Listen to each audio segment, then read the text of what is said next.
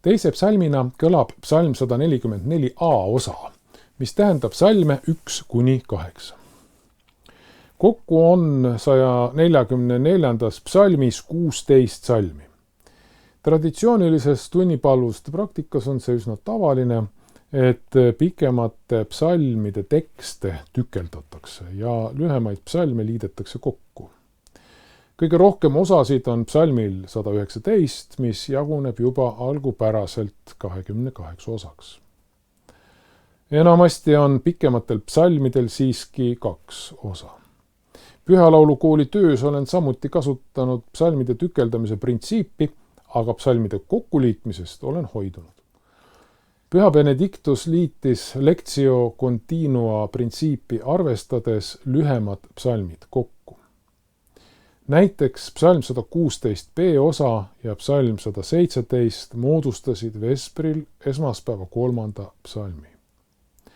Ma olen püüdnud austada ka kõige lühemate psalmide isikupärast terviklikkust ja säilitanud need jumalateenistuses oma algupärasel kujul. Antifooniks on sellel psalmil ülistatud olgu. Antifoonis võiks olla huvitav kuulda ja tähele panna, kuidas sõnad ülistatud olgu issand on komponeeritud keskmisesse tessituuri, kus see kõlab jõuliselt ja deklaratiivselt. Sõnad minu Jumal seevastu on asetatud madalasse tessituuri peahääle kõlavuse piirile. Veel pisut madalamale ja laulmine pole enam võimalik. Sõnapaari minu Jumal salapärane tähendusväli on niivõrd erakordne, et seda justkui ei kõlba liiga lärmakalt kuulutada. Madalas tessituuris saab laulmine teistmoodi tähenduse. Kõvasti laulda lihtsalt ei ole võimalik. Ma arvan, et sellepärast on ka Jeesuse roll Gregoriuse laulu passioonides asetatud just kõige madalamasse tessituuri. Jeesus ei karju. Tema sõnum ei ole agressiivne. Ta räägib vaikselt ja tema kuulmiseks peab hoolikult kuulatama. Psalmitooniks on seekord Erik Jõksi komponeeritud meloodiavormel, mille erilisteks tunnusteks on esiteks 2 põhiheli ja teiseks sellest lähtuv mõnevõrra raskesti määratletav laadilisus.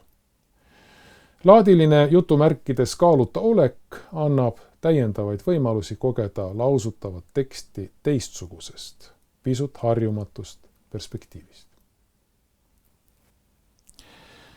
Kantoriks on teises psalmis Loksa koguduse õpetaja ja pika kogemusega pühalaulja isa Ahti Udam, kes laulab psalmi hästi vahetult ja siiralt, mis teeb lausumise kergesti jälgitavaks ja hästi vastuvõetavaks.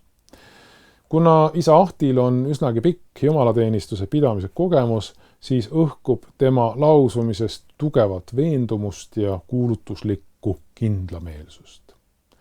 Kuulame teist psalmi ja püüdke ikka kaasa laulda.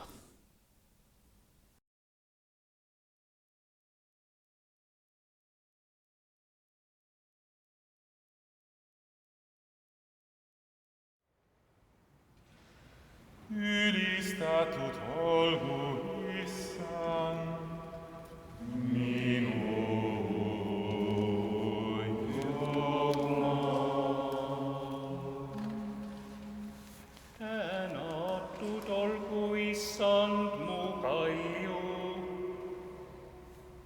kes õpetab mu käsi lahinguks ja mu sõrmi sõjaks. Tema, kes on mu heldus ja mu mäelinnus. Mu kindel varjupaik ja mu pääste. Minu kilp ja see, kelle juures ma pelgupaika otsin. Ta alistab minule mu rahva. Oh, issand, mis on inimene, sa tahad teda tunda. Mis on inimlaps, et sa paned teda tähele. Inimene on tuuleõhu sarnane. Tema päeva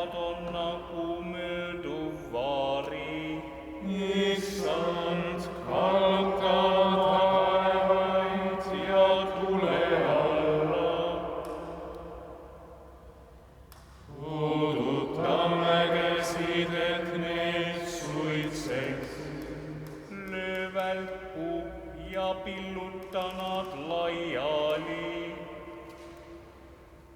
Läkita oma nuuled ja peleta neid. Siruta oma käed ülalt, päästa ja tõmba mind välja. Suurest veest võõramaa laste käes, Kelle suu räägib tühja ja kelle parem käsi on valetaja käsi. augu Isale ja Pojale ja Pühale Vaimule.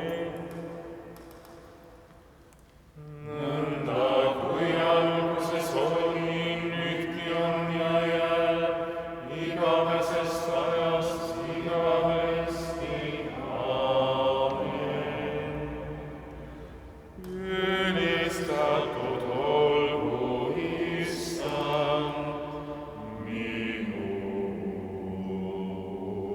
Jumal.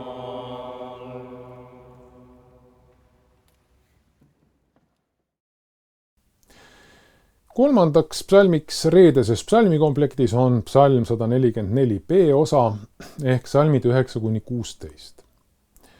Antifooni Õnnis on rahvas lõpus on kasutatud jubilatsioonitehnikat.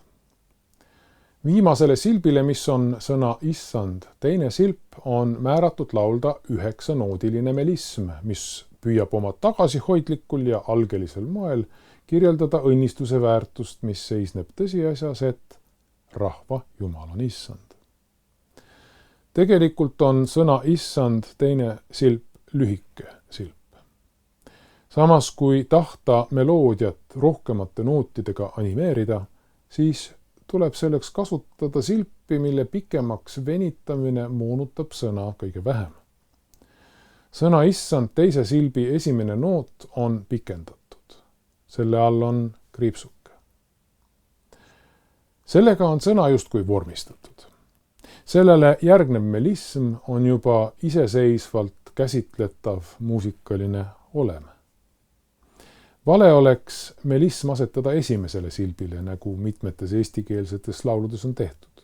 Selle tagajärjeks on issand, mis moonutab meie jaoks nii olulist sõna märgatavalt rohkem.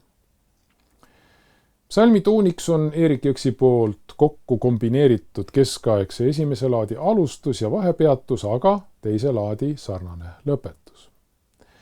Selline laadide kokkusegamine viigu meie mõtted tõsiasjale, et enne 8 laadi süsteemi jutumärkides kivisse raiumist lääne muusikas oli laadilisus märksa vabam.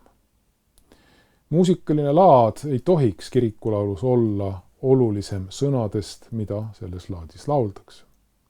Sellepärast on õpetlik aeg-ajalt laadilise mõtlemise kivikasukas seljast visata ja püüda tunnetada laadisüsteemi eelse vabaduse hõngu. Kantoriks on selles psalmis anglikani emeriitpreester ja psalmilaulu väsimatu entusiast isa Steve Nowers.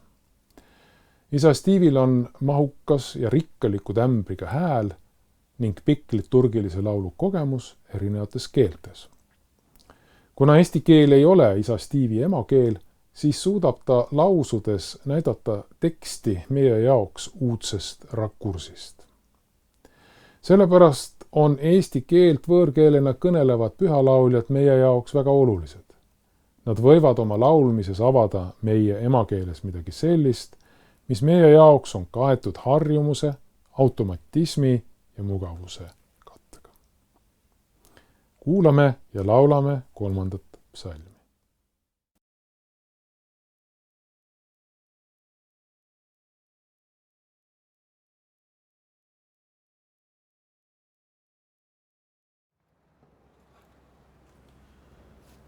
Õnnis on rahvas, kelle Jumal on issand.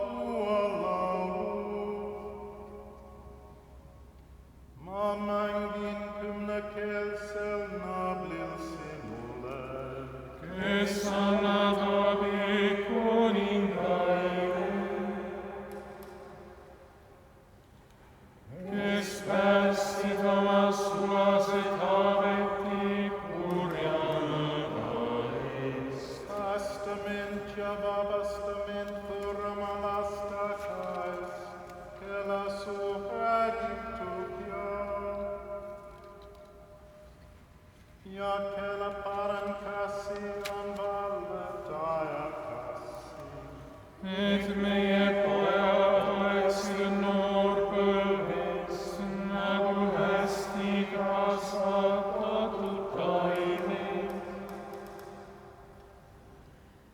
Ja meie tütred nagu templi ehituses ilusasti voolitud nurgasambad. Et meie aedad oleksid taes ning annaksid iga ligi vilja. Et meie lambakari kasvaks 1000-kordseks ja 10 000-kordseks meie nurmidel. Et meie veesed oleksid tiined, et ei juhtuks kahju ega kaotus. Et ei oleks hädakissa meie tänavatel. Õnnis on rahvas, kelle käsi nõnda käib. Õnnis on rahvas, kelle Jumal on issand. Olgu Isale ja Pojale ja Pühale Vaimule. Nõnda kui alguses oli, nüüdki on ja jääb igavesest ajast igavesti. Amen. Õnnis on rahvas, kelle Jumal on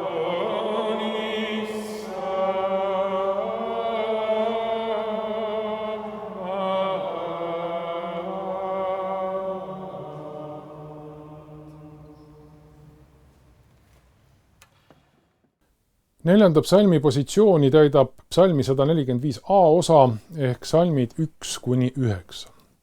Psalmis on kokku 21 salmi. Antifoonis pealkirjaga Iga päev tasuks kuulata 2 aspekti. Esiteks, sõnas päev on ette kirjutatud, et lauldes tuleks koheselt üle minna teisele vokaalile e. Nii nagu see kõneski kõlab. Päev. On huvitav kuulda, kuidas harjumuse jõud pikendada just esimest vokaali ä saab antifooni esimesel laulmisel võitu nii noodikirjast kui eesti keelemuusikast ja kõik lauljad venitavad kohusetundlikult häälikut ä. Antifooni kordusel on laulmine siiski korrektne ja kõik lähevad koheselt üle vokaalile e. Teiseks võiks märgata sõnas sind kasutatud keskaegse ladina kirikulaulu kompositsiooni võtet, mida nimetatakse reperkussiooniks. Selle kompositsiooni fenomeni eesmärk ja interpretatsioon keskaegses kirikulaulus ei ole siiani täiesti selge. Mina kaldun pooldama arusaama, et reperkussiooni eesmärk on rõhutada mingi sõna erilist tähendust selle laulu kontekstis ja reperkussiooni tuleks interpreteerida kõiki üksikuid noote välja lauldes. Selle käigus justkui põrgatatakse nooti samal helikõrgusel, samal vokaalil, kusjuures enamasti lähevad noodid, mida edasi, seda pikemaks. A-ha-ha, e-he-he, o-ho-ho,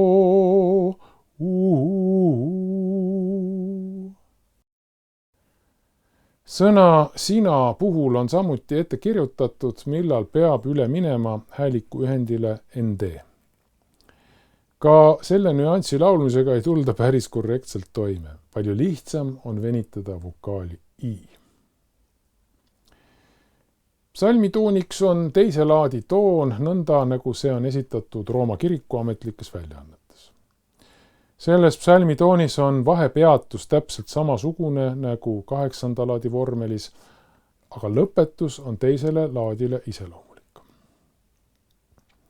Kantoriks on selles psalmis Merje Schultz, kes on osalenud Pühalaulu koolis selle algusest peale. Ka temal on huvitav ja iseloomulik hääletämber, milles võiks eriliselt esile tõsta selle selgust ja delikaatsete tõlgendusvärvide rohkust. Sellelaadne, hästi lihtne ja loomulik laulmine on meeldiv kuulata muusikamaailmas, kus loomulikku inimhäält vokaalmuusikas kohtab aina harvem ja harvem. Kuulame ja laulame 4. psalmi.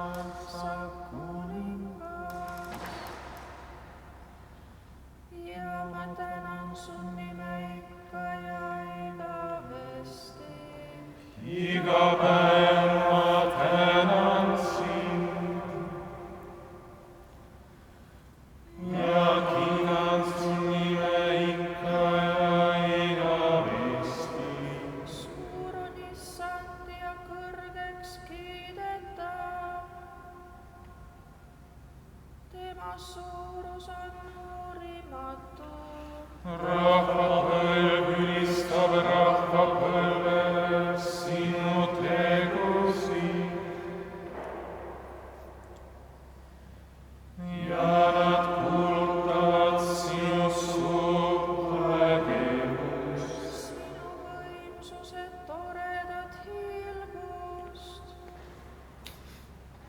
Ja su imeasju tahan ma meeles mõlgutada. Sinu kardetavast jõust räägitagu. Ja ma jutustan sinu suurtest töödest. Suure headuse mälestust kuulutatagu. Ja su õiguse üle hõisatagu. Armuline ja haastaja on Issand. Iga meelega ja suur heldused. Ja on Issand kõigile. Ja tema halastus on üle kõigi tema tegude. Au olgu Isale ja Pojale ja Pühale Vaimule. Nõnda kui alguses oli, nüüdki on ja jääb igavesest ajast igavesti. Aamen.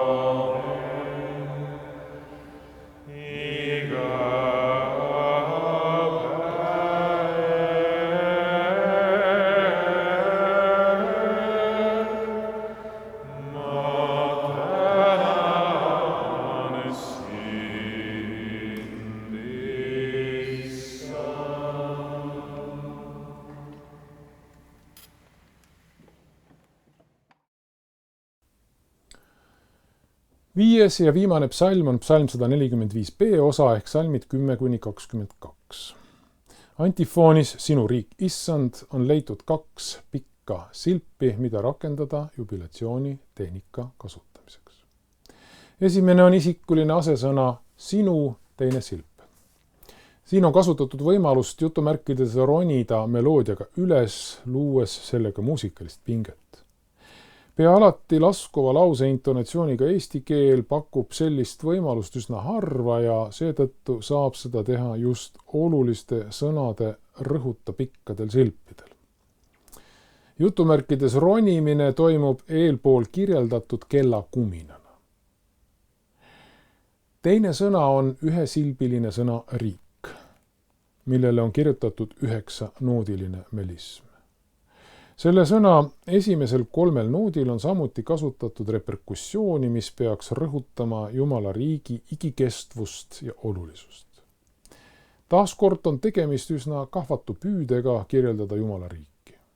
Me ei ole suutelised Jumala riiki kirjeldama ei sõnadega ega muusikas, aga näidaku siirast püüet vähemalt selle sõna markeerimine enamate nootidega. Psalmitooniks on seekord 6. laadi psalmitoon Rooma kiriku ametlike liturgiaraamatute järgi. 6. laadi psalmitooni vahepeatus on täpselt sama, mis 1. laadi oma, aga lõpetus on mõnevõrra erinev, suubudes fa-nooti. 10. sajandi väljaande Commemoratio Brevis 1. ja 6. laadi toonide vahepeatus erineb selle poolest, et si-bemolli asemel kasutatakse si-nooti. Keskaegsed toonid on sellepärast hästi jutumärkides karged. Si-bemolliga variandid on samas silmapaistvalt südamlikud ja isegi pisut romantilised. Seda veidi enam 1. laadi puhul, milles tekib selge re minoori tunnetus, 6. laadis tekib aga fa mažoori tunnetus. Kantori ülesannet täidavad siin 2 lauljat. Salmid 10-14 Tiina Köömnemägi ja salm 16 kuni lõpuni Reet Kukepal. Mõlemad kantorid on hakanud kirikulauluga sügavuti tegelema just pühalaulukoolis. Nende laulmises väärib esile tõstmist lihtsus ja siiras usk, millega tekstile lähenetakse. Ei ole midagi liigset. Laulmine on äärmiselt ökonoomne ja väga tekstile keskendunud. Sellelaadne alandlik ja siiras lähenemine võiks meile kõigile pühalaulus eeskujuks olla. Reet ja Tiina on 2 kantorit, kes on usilalt pühalaulukoolis õpitut edasi andnud. Nad teevad kirikulauljatena vägagi tulemuslikult kaasa ELK Jüri koguduses. Püüdke selles psalmis, aga ka pühalaulukooli viljeldavas pühalaulus tervikuna panna tähele, kuidas salmide liigenduskohtades ei toimu aeglustust. Aeglustus võib aset leida ainult muusikaliste vormiosade lõppudes, eriti tugevalt aga antifooni teistkordse laulmise lõpus. Fraasilõppude aeglustamisel on pigem muusikaline taotlus. Psalmi loomulik lausumine seda tegelikult ei nõua. Liigsete aeglustuste vältimine teeb lausumise hästi teksti lähedaseks ja loomulikuks. Pange tähele, et laulmise muusikaline väärtus selle all ei kannata. Siin on tegemist pühalaulule omase põneva fenomeniga, millele olen nimeks andnud võlusilp. Muusikalises fraasis tekib alati teatav pinge, mis tavaliselt maandatakse aeglustusega fraasi lõpus. Enamus psalmilaulu, mida ma olen kuulnud, toimubki muusikas nii levinud põhimõtte kohaselt.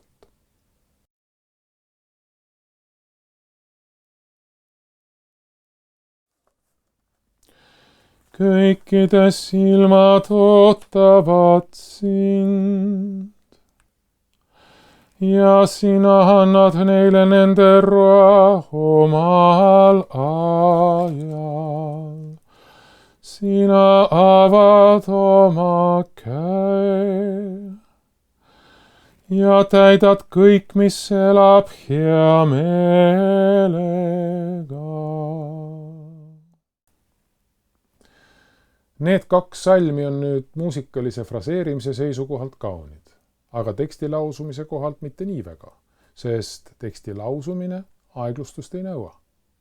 Pealegi, kui pikkades psalmides aeglustada iga salmi keskkohas ja lõpus, siis võib psalmi loomulik narratiivne ja terviklik lõpuni lausumine ohtu sattuda. Ma nuputasin mitu aastat, kuidas lahendada muusikalise fraasi pinge ilma aeglustuseta fraasi liigenduskohas, tehes seda nõnda, et säiliks nii fraasi pinge kui ka plastilisus. Selleks sain inspiratsiooni muuhulgas regilaulu ringikujulisest muusikalisest fraasist, mis nii reljeefselt eristub lääne muusika traditsioonilisest kaarekujulisest fraasist. Lahendus peitus nõndanimetatud võlusilbi printsiibi avastamises, mõtestamises, metoodilises kirjeldamises ja järjepidevas viljelemises. Niisiis, võlusilp on vahepeatuse või lõpetuse esimese noodi eel olev lähim pikk silp. Mõnikord sobib sellele eelnev pikk silp. Võlusilp on justkui amortisaator, mis maandab fraasi pinge ja teeb võimalikuks fraasi plastilise ja pingevaba lõpetamise ilma aeglustuseta.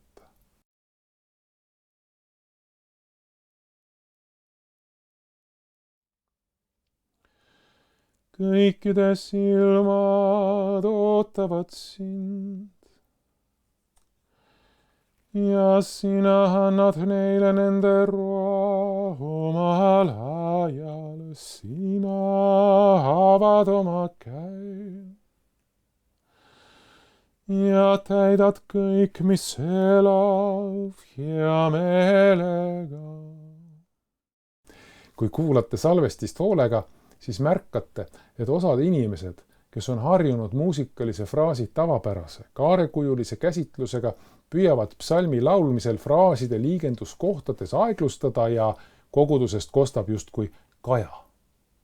Selline spontaanne loksumine ehk liturgiline nihe on kirikulaulule hästi omane ja sellepärast ei tasu üldse muretseda. Kuna sellel vespril oli eestikeelset pühalaulu aktiivselt viljelevaid inimesi nii palju, siis ei jäänud laulmise tempo üksikute aeglustajate tõttu sugugi aeglasemaks. Kuulame nüüd 5. psalmi.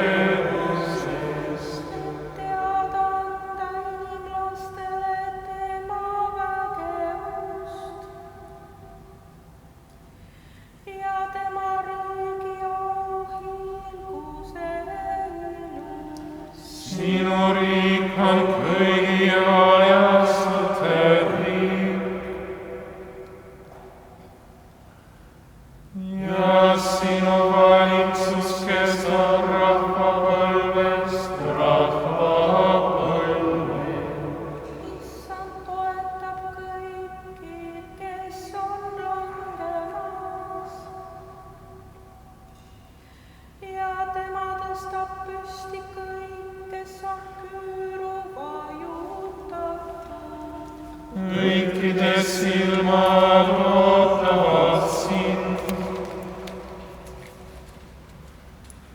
ja sina annad neile nende roa omal ajal. Sina avad oma käe ja täidad kõik, mis elab hea meelega. Õige on issand kõigil oma teed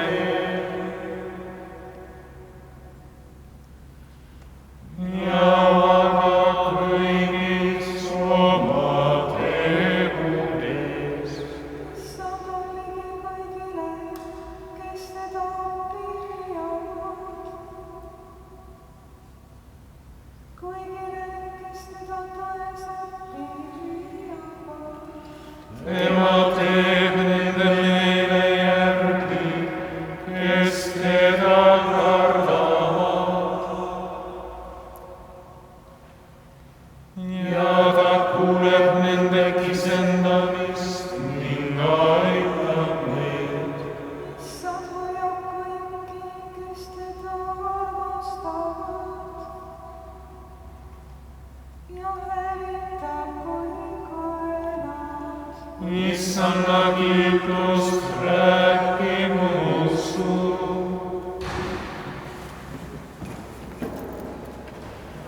ja kõik liha andku tänu tema pühale nimele ikka ja igavesti.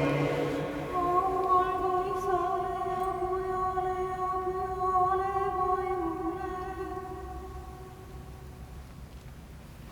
Nõnda kui alguses oli, nüüdki on ja jääb igavesest ajast igavesti. Aamen.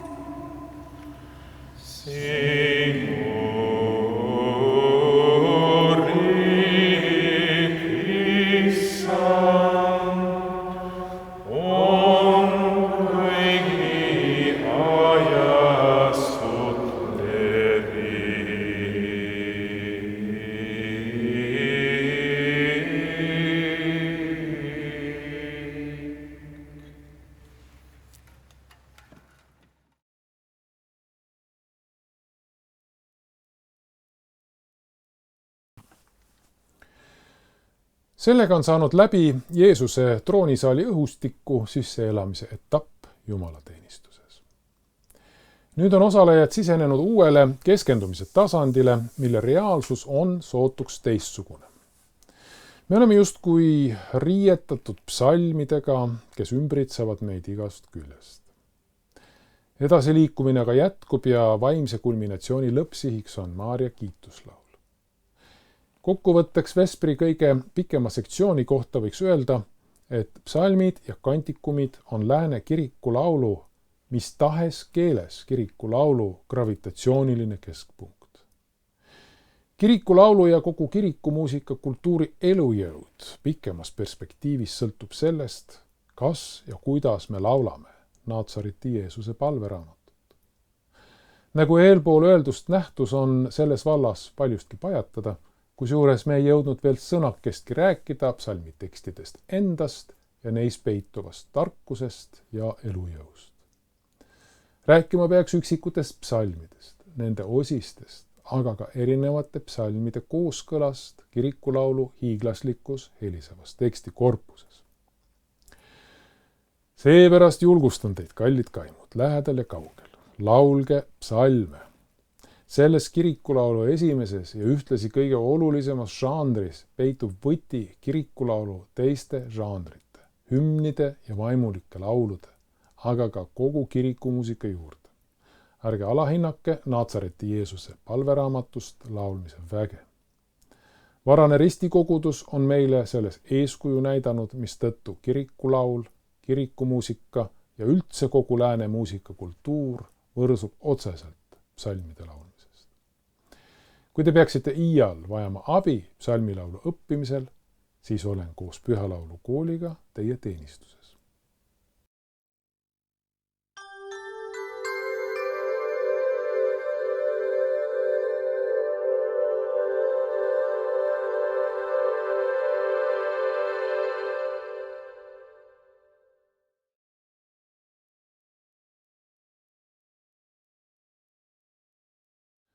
Peale 5 psalmi saab kuulata pühakirja, mis mõistagi kõlab lauldes.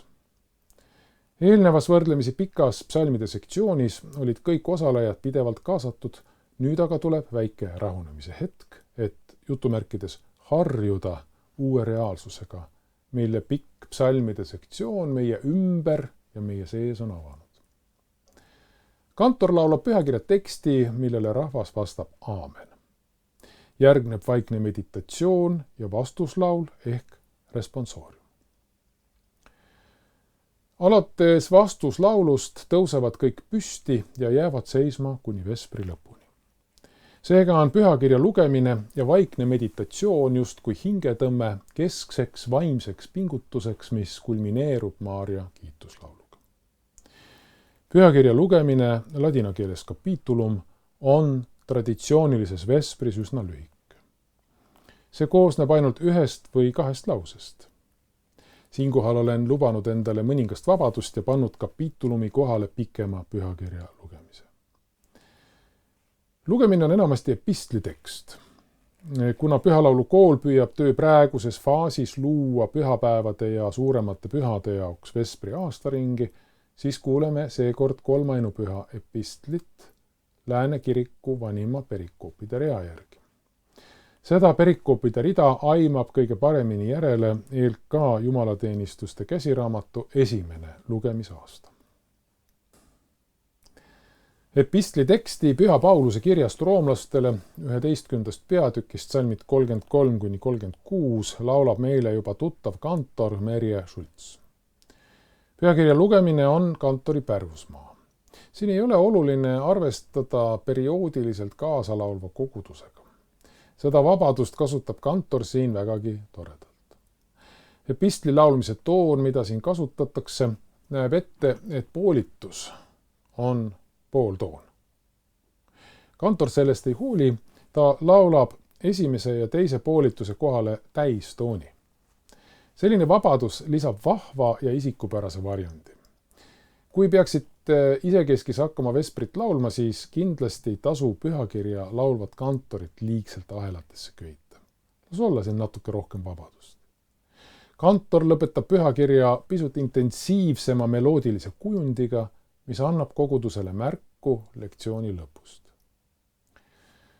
Pühakirja lugemisele järgneva vaikse meditatsiooni kestus võib varieeruda paarikümnest sekundist kuni 5 või isegi enama minutini. Meditatsiooni kestuse üle otsustamine on antud sellele kantorile, kes intoneerib vastuslaulu ehk responsooriumi. Kuulame nüüd pühakirja. Vaikse meditatsiooni salvestist ma selle lõppu lisanud ei ole.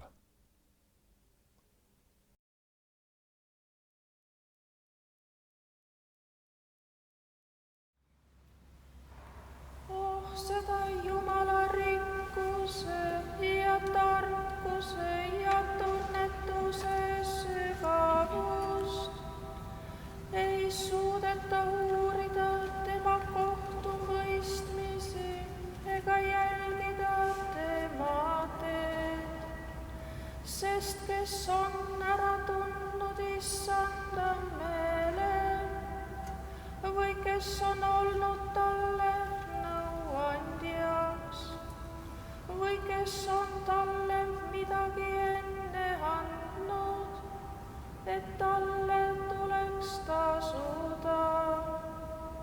Jah, temast ja tema läbi ja temasse on kõik. Temale olgu kirkus igavesti. Aamen. Tänu olgu Jumalale.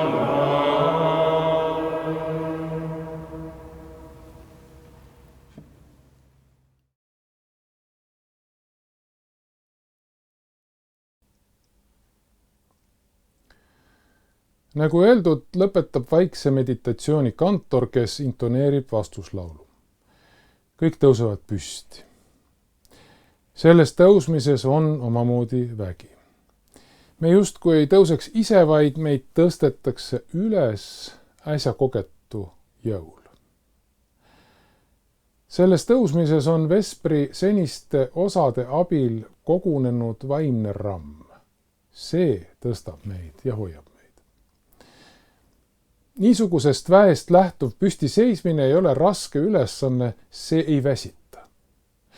Jumalateenistuse dünaamika tõusu tunnetamine on terviklikkuse saavutamisel väga oluline. Vaheldumisi istumine, tõusmine ja kummardamine asendub nüüd seismisega. See on oluline muutus. Lühike responsoorium on oma poolrefrääni sisaldava vormiga saanud paljude lemmikuks. Ladina vespris on lühikesel responsooriumil ainult üks salm. Ma ei mäleta, millest ma täpselt eeskuju võtsin. Nägin vist ühes keskaegse käsikirja indeksis lühikesel responsooriumil mitut salmi, aga me oleme Pühalaulu koolis hakanud kasutama paljusalmilist lühikest responsooriumit. Niisugust vormi Rooma katoliku kirikus enam ei kasutata. Paljusalmilise lühikese responsooriumi hüpoteesi on toetanud Jaanika Mesi oma 2021. aasta uurimuses lühikese responsooriumi viisid käsikirjas Lukka 601. Jaanika leidis paljusalmilisuse märke lõike 12. sajandi Kesk-Itaalia käsikirjast. Paljusalmiline responsoorium on niivõrd leidlik ja lihtne, et ei ole raske ette kujutada, kuidas seda suulise pärimuse ajastul lauldi. Ma arvan, et kirjaliku pärimuse eelõhtul hakkas see vorm taanduma ja seepärast on sellest käsikirjades vaid mõningane mälestus. Lühike responsoorium on pühalaulukooli esmakümnendil osutunud vägagi kaasakiskuvaks ja liturgilist mõtet hästi kandvaks žanriks.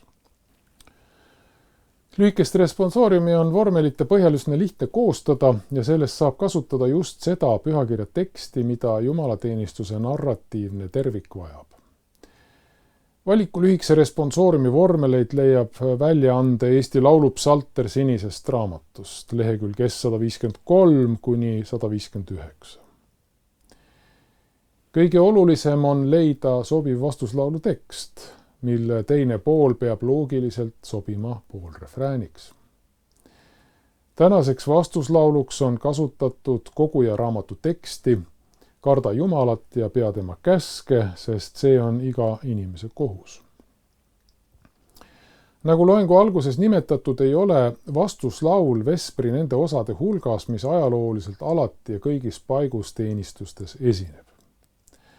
Kolmainupüha vespris esineb responsoorium kantus database'i järgi kokku 59 käsikirjas 9 erineva tekstiga. Minu valitud tekst esineb vaid 4 käsikirjas, aga kuna tegu on väga jõulise ja sobiva kirjakohaga, siis otsustasin selle kasuks. See on tõesti lühikese responsooriumi jaoks sobiv tekst, sest lause teine pool moodustab hea poolrefrääni. See on iga inimese kohus. Salmideks on Taanili raamatu lisa 3. peatükist salmid 82 ja 85 kuni 87. Vastuslaul kuulub tegelikult pühakirja lugemise külge, moodustades kommentaari lauldud tekstile.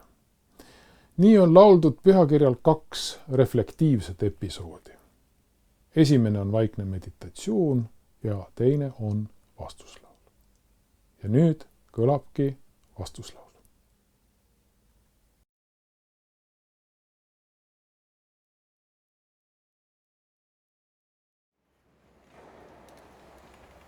Karda Jumalat ja pea tema käske, see on iga inimese kohus.